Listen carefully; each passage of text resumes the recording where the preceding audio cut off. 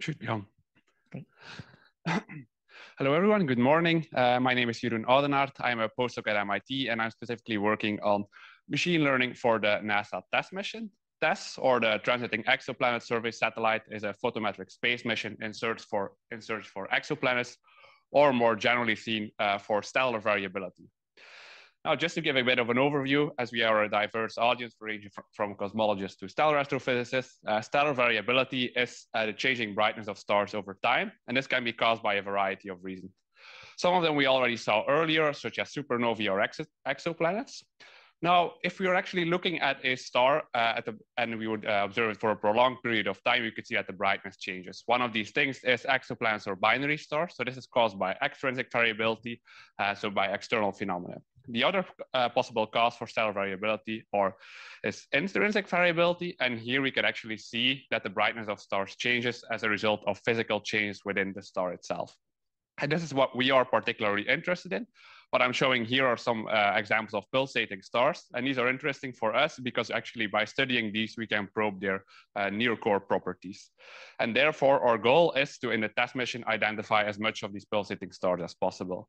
Now, TESS is observing millions of stars each month. So what we did is we developed a machine learning classifier to classify all the light curves, as you can see on the right, according to their stellar variability types. And it's important because once we are able to identify such large samples of variable stars, then we can actually start probing their physics on a large scale with ideally also automated machine learning methods.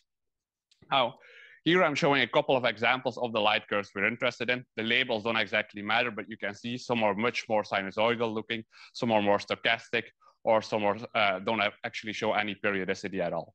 So what we try to do is, with our machine learning classifier, classify all of the incoming TESS light curves according to these different types of stellar variability, and specifically in search for pulsating stars and binary stars. Now here I'm showing our classification scheme. So what we do is we do a two-level classification. First, we classify the stars with a supervised machine learning classifier according to the top-level variability classes. And the benefit of using this scheme is that we can leverage our existing knowledge on the different types of variability and get some high-level insights into what is actually being found. Now, in a second stage, we do unsupervised learning on the output of the supervised classifiers. And the benefit here is that we are not biased by any human knowledge. So we can actually try to find the true underlying subclusters of these variability classes. So if we would take some classes of pulsating stars, we could actually see, for example, the class of Delta Scuti stars. We could actually try to see what are their separate components, and we could try to understand the differences or the physical differences that appear here. And a second benefit is that we can actually, in the second stage doing unsupervised learning, we leave room to identify new types of pulsating stars, and actually can even identify the misclassifications that appeared in the supervised stage. Now, going a bit more into the supervised stage, what we're essentially doing is we have a big ensemble classifier where we feed all of the light curves into it. And then we have 4 separate base classifiers, each with different strengths and weaknesses and using different architectures. So we have, for example, a CNN that uses the power density spectrum calculated with Lams-Cargill as input, which one is optimized for solar-like oscillators. Well, then we have other decision tree-based methods, such as random forest and XGBoost, relying on more input from the time domain, such as a skewness. And then we combine the probabilistic outputs of these 4 classifiers with a meta classifier that learns when to use which classifier for which type of class. And in this way, it kind of builds a weighted optimal classification scheme. And as output gives us a general variability classification. Now, some of the challenges that we are actually seeing with this methodology, in particular for TESS, for example, is that the survey characteristics are actually changing over the lifetime of a mission. So if we trained our classifier originally on 30-minute cadence light curves, and now we are seeing with the extended missions, we are going down to 10 minutes to 200 seconds, then actually the feature space is changing. So in that sense, we actually need to be able to adjust our classifiers. And in this case, we're now starting to look into domain adaptation and transfer learning techniques. And I think this is in general very, very applicable for all types of classification pipelines, because if you want to go from one survey to the other, originally, here we trained our data or classifiers on Kepler data, but then we moved to TESS because we had a lot of labeled samples. But here are a lot of differences as well. And initially, we just needed to like cross-match all the data. But in the future, if we can develop some kind of full domain adaptation strategy where we can actually make sure that our classifiers become portable from one mission to the other, that's the ultimate goal. And also for ground-based surveys, I would say. And that will really be good for the community as well, in particular, for example, for the upcoming ESA Plato mission, if we can use the TESS classifiers for that as well. Now, to conclude, what we did was we built a large-scale supervised machine learning classifier for actually where we leverage the existing human knowledge on that front. And then in a second stage, we do an unsupervised classification, which is still in development for some parts, where we plan to do a more unbiased classification that can actually release insights into the physical properties or the underlying clusters of these variability classes.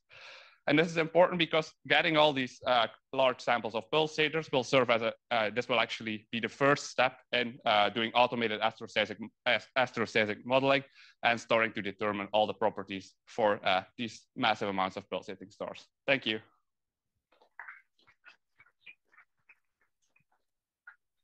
Excellent timing. So we have lots of time for questions.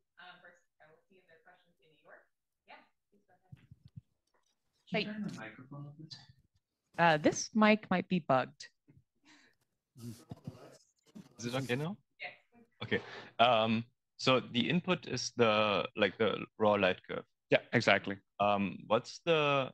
I mean, I feel like it should be a solved problem to find like a period and then fold the light curve on that period and then do the inference from that. Yeah, exactly. So we also do, so there are some of the classifiers use phase folded light curves, but then if you have the period wrong, so if that would be the only feature you have and you have the period wrong, then we might be missing some information as well in that sense. And then we don't always take into account the time domain feature itself.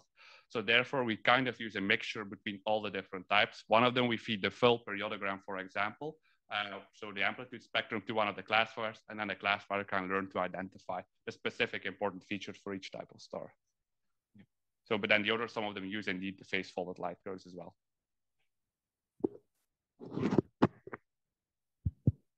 Great. Are there questions in Paris? Nope. Okay. I think the next one is online if I... Okay, can I ask a question quickly? So you did mention that there are changes. You're looking at domain adaptation because there are changes in the data. And you mentioned a few examples. It's also an aging instrument. And I don't know if that's impacting noise properties. Like I know TESS has pretty terrible red noise. Is that something you're thinking about? It seems like a subtle effect. Yeah, I think that's something we also will take into account and we will actually see. So currently we're still processing a lot of the data from the primary mission, but I think once we are actually comparing the differences, indeed we might see something like that. I haven't actually looked into it in detail yet, but I'm sure that will be that's one of the reasons why such a domain adaptation strategy would be useful. Yeah, okay, thank you. Are there questions on Slack? If not, let's thank our speaker one more time.